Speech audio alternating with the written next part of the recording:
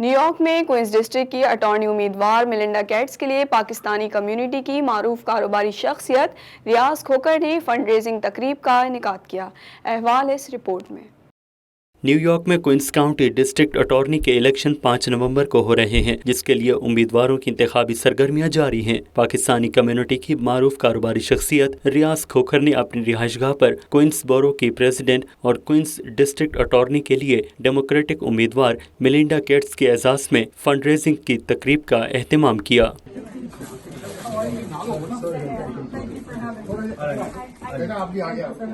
اس موقع پر Melinda Gates نے شرکاء سے خطاب کرتے ہوئے کہا کہ پاکستانی کمیونٹی پرامن ہے، ہم چاہتے ہیں کہ سب کے حقوق کا تحفظ یقینی بنائیں۔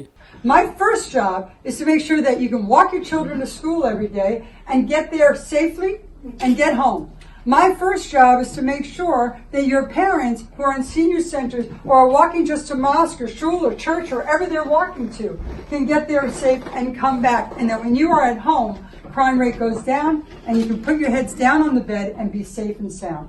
تقریب میں کانگریس مین ٹام سوازی سمیت پاکستانی کمیونٹی کی سماجی اور کاروباری شخصیات نے شرکت کی۔ ٹام سوازی کا کہنا تھا کہ امریکہ میں سب برابر ہیں اور انہیں مساوی حقوق حاصل ہیں۔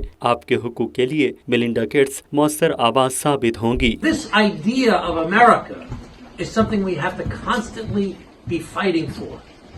And you need to have elected officials like Melinda who have the cultural competence to understand that when we say all men and women are created equal, it's not all men and women with a green card are created equal. It's not that all men and women from a particular country or a particular language or a particular color or religion are created equal. تقریب میں Melinda Gates کے لیے شرکاء نے funds جمع کروائے۔ Pakistani community کی معروف کاروباری شخصیت ریاض کھوکھر نے کمیونٹی سے اپیل کی کہ الیکشن میں میلنڈا گیٹس کو کامیاب بنائیں۔